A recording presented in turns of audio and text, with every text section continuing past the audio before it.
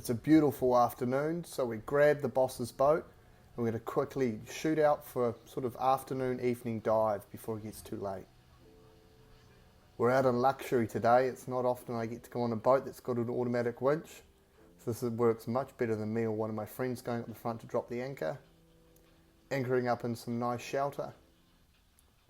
My mate Jamie here is just contemplating on what fish he's going to get.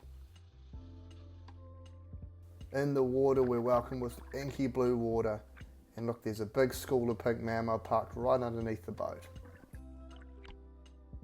We're on like a sort of a reef system here, and I've never actually dived here before, so I sounded around and thought we'll anchor here and have a quick look. It looked like there was some pretty good stuff on the sounder, down and around sort of anywhere from sort of 15 to 20 metres, and it dropped off really deep.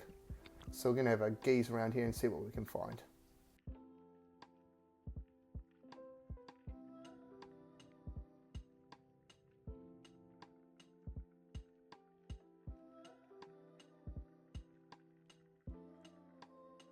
Dropping down on my first dive, you can see here we've come through some blue water, now we're getting some dirtier stuff. These splendid perch down here, they're actually quite big too, and lots of pink mau. The demoiselles is a good sign that we're on a reasonable spot. There's nice gutways here that could hold all sorts of fish.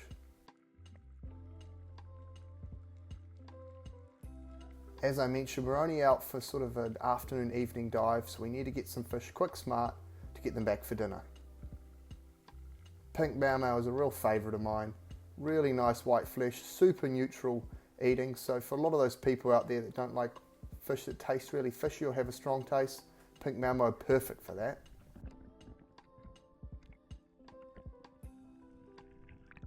Load up again. We don't want to muck around too much. Talk about it all the time in the videos. I'm always pedaling into the current. There's Sophie next to me, as you don't want to drift back off the spot. Although it's nice and clear water, as soon as we hit about maybe like 15 to 20 metres, it starts getting dirty again, which is really common in New Zealand. Even when we get that blue water, most of the time it kind of stops at about 20 metres, and then we get that dirtier water down below from the upwelling. Getting a bit disorientated around here, and I just diving different spots, the same sort of country. These nice big cracks in between the rocks here, lots of kelp, and right in the middle of the screen there's actually a ruby fish. I've seen these down in Wellington. They're actually more a deep water fish. A lot of fishermen that might be listening to this that do a lot of deep fishing, you'll catch ruby fish. Not commonly seen in shallow water. I have heard of guys in the Hawke's Bay shooting half sort of decent eating ones in shallow water. Here's another pink mau, a bit of a variation. You see the odd one of these in most schools that's got that black detailing and really vibrant colours. Very cool looking.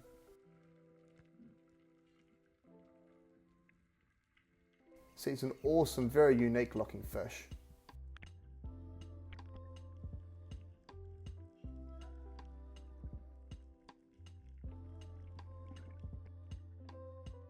It's a really nice spot, this.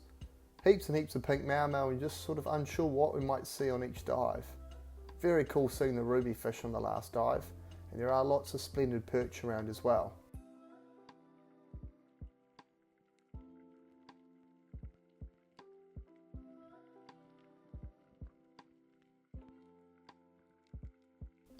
I'm checking at all the cracks down here because the boss did mention that he wanted to get a crayfish. It's a good looking crack, but no crays home today.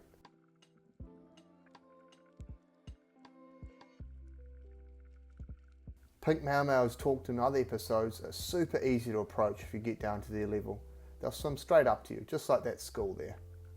And they make very easy spearing in those situations.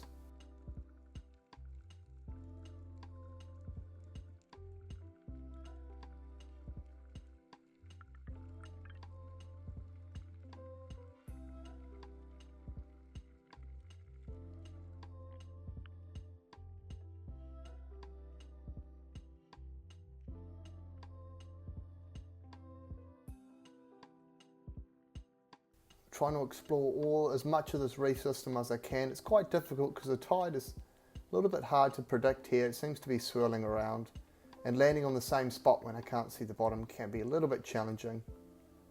This time I've moved over a little bit, which is kind of ideal. I actually spotted the start of this crack on the last dive, and I wanted to have a look down it.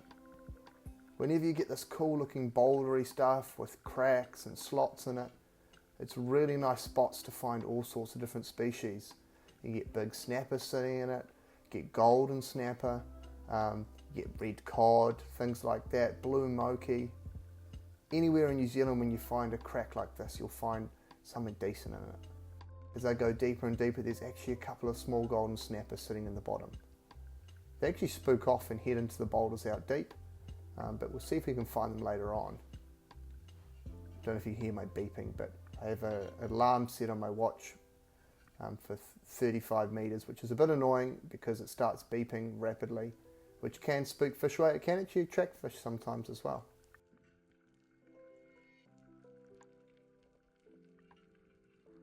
I think I need to inspect that spot another time. It's just going to be a bit difficult to land on it again. We'll give it another go.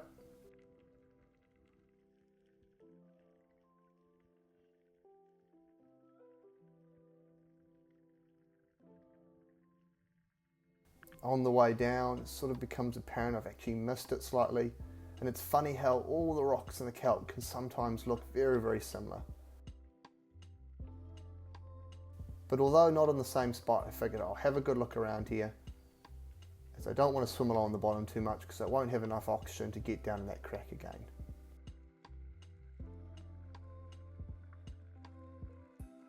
But this is good bouldery stuff and there's nice holes, so maybe I'll find a crayfish. Who knows? It's quite cool. There's actually a big splendid perch sitting in that hole there. Splendid perch is such a cool looking fish. Normally very, very small, although that is still a small fish. They're actually quite decent size for the splendid perch that we normally see in diveable depth anyway. I presume there's squillions of them and probably bigger ones when you go right out deep.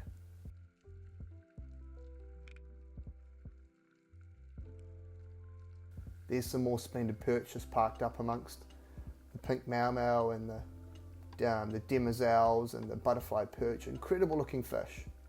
And they're almost big enough to be worth eating.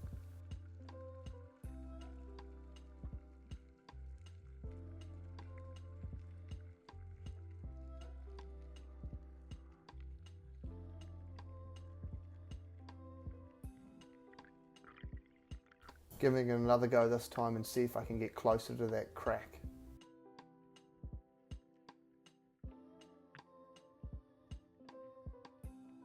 I've spotted it there, so I'm just trying to angle my way a bit. You want to be careful that you don't have to swim too much on the bottom when you're doing a deep dive, as you're going to waste a lot of oxygen, arc your back, arc your neck, which is not going to help you with your breath hold or your diving.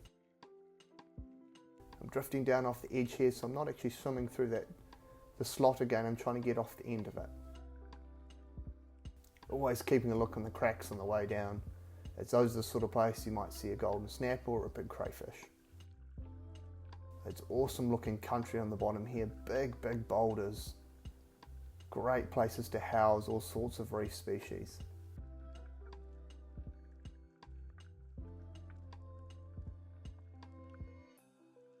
Want to be careful here not to be too erratic on the bottom, as it's quite deep.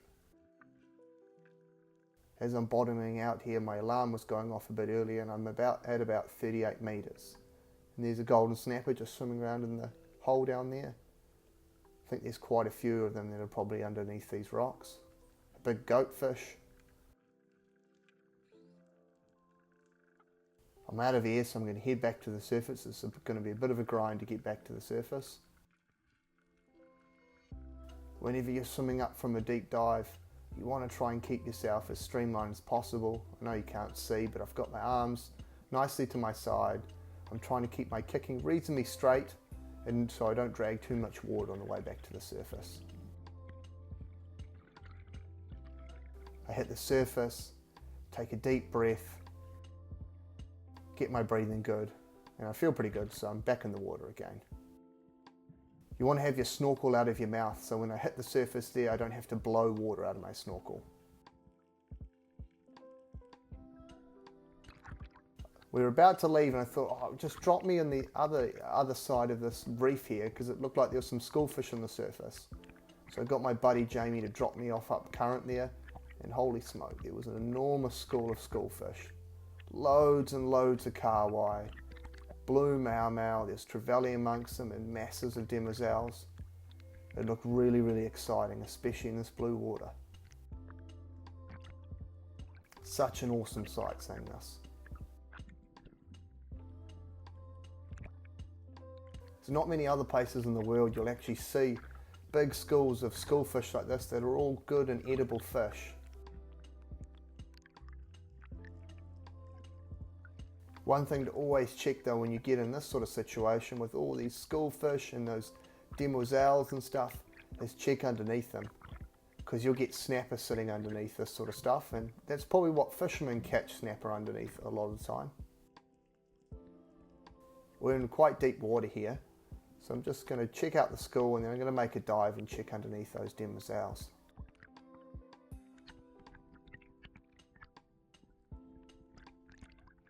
Drifting down below them. The camera doesn't pick it up as soon as I do, but there's a big school of snapper sitting underneath them. A lot more than what I thought there was, and as I'm going down, sort of changing my target a couple of times, you want to drift down slowly. As soon as I kick too much or make too much commotion, and it'll spook them. I take a bit of a long shot and I miss. Rather than be selfish, I told Jamie, mate, you need to get in the water here. So I've told him to put down the anchor. And fortunately in this scenario, I can tell him exactly where to put it. Get him to put it on a nice flat rock on the right spot that's not going to get the anchor tangled down deep. Give him the okay sign and get him to get in the water. Amazingly, those snapper actually come back up underneath the demoiselles again, which is quite strange because normally when you stuff up a chance like I did, they normally bugger off. But they just kept coming back and back and back, and there was lots of them. Same, I'm drifting down, drifting down. They're sitting right on that sort of edge where it goes from clear to dirty water. Make the mistake, I changed my target too many times on the way down. They just slowly drift away. There's too many eyes watching me.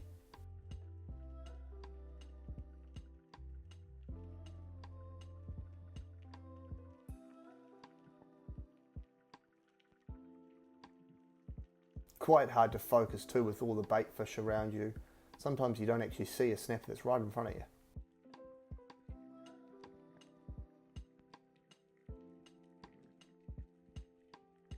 I'm not committing too much to going too deep because I want to try and have a go at those snapper. Soon enough the kingfish find us as well, and there were a lot of them. I guess they eventually realised where we were. We must have moved just close enough to them that they spotted us, and an enormous school of kingies came in. They just kept coming and coming, and they swam all around us, right up. I'm right on the surface here. I'm not even diving down, and they're just circling all around me on the surface. Spectacular sight in this clear water.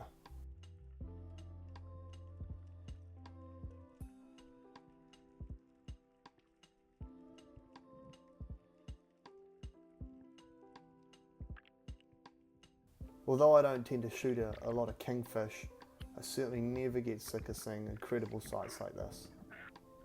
This was the biggest school of kingfish I've seen for quite a long time. Just amazing how many there were, from the surface all the way down to like 20-25 meters, which is all kingfish. And literally none of these fish wouldn't have been legal.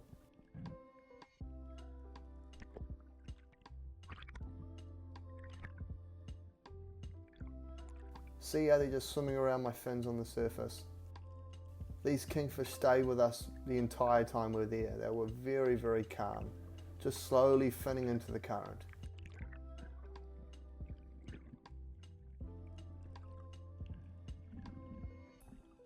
Just like I was talking about with the schoolfish though, a big school of kingfish like this, I figured there'd be some snapper underneath them as well. You'll see all the, if you can spot them, there's a few snappers sitting underneath all the kingfish as I'm drifting down. They all get excited from all the kingfishers. The kingfish are super confident.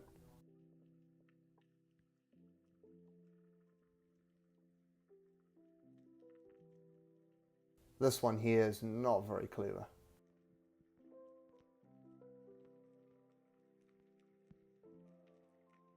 As much as I love eating kingfishers, I think it's one of our best fish we have here to eat.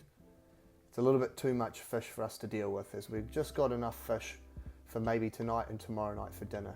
And we might go out for another dive in the next couple of days. So it's just really great just watching them.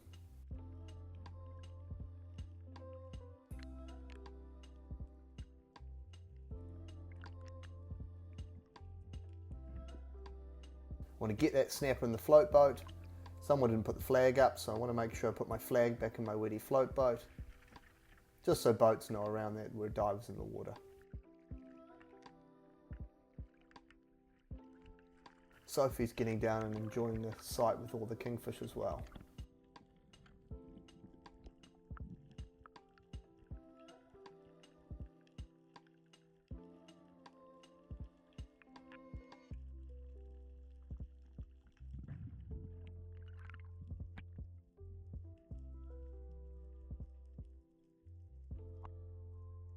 Here you may get a better sort of understanding on how big this school of fish was. It's quite hard to sort of comprehend just from the footage, but fortunately with the clear water it does help comprehend a little bit.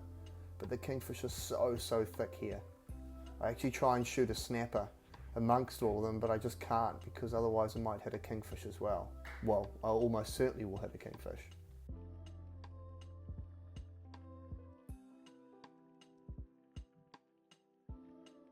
As I'd sink deeper and deeper amongst the school here, it would just go black as they blocked out the light.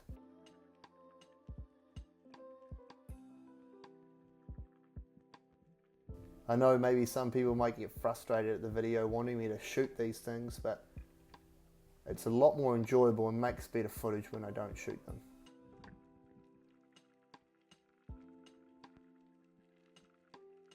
They're just surrounding me from every angle. There's a nice trevally amongst there as well if you've got good eyes and can spot it. But I'm just sinking deeper and deeper. As you can see down there, it's just black with kingfish. Really, really big, beautiful school.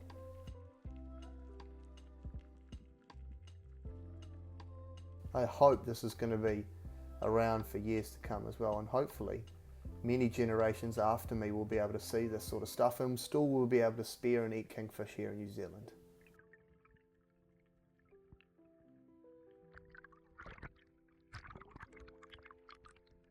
Still, while this is all happening, there's just still that massive school of kahawai keeps coming through with trevally amongst it.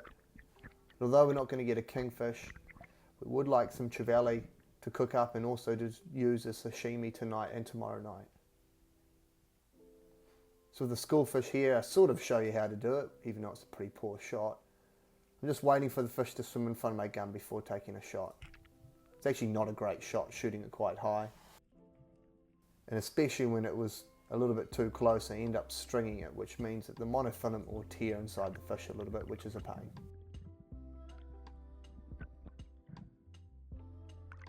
Tidy up all my mess. Get loaded, ready again.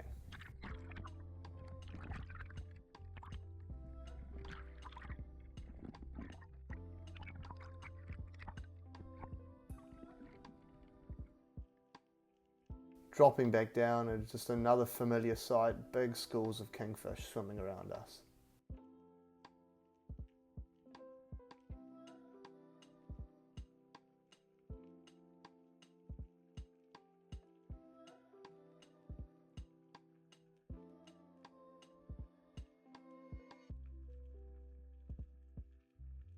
Just sinking down into this gutter here to see what else might be here, but I suspect there's just going to be kingfish everywhere.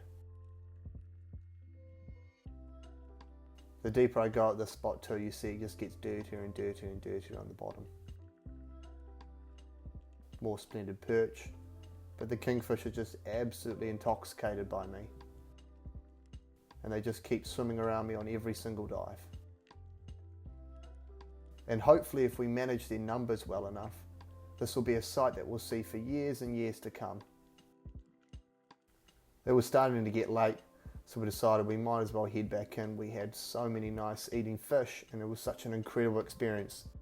Not to mention my GoPro ran out of battery, which is always a pain when you're experiencing something as amazing as what we did that afternoon.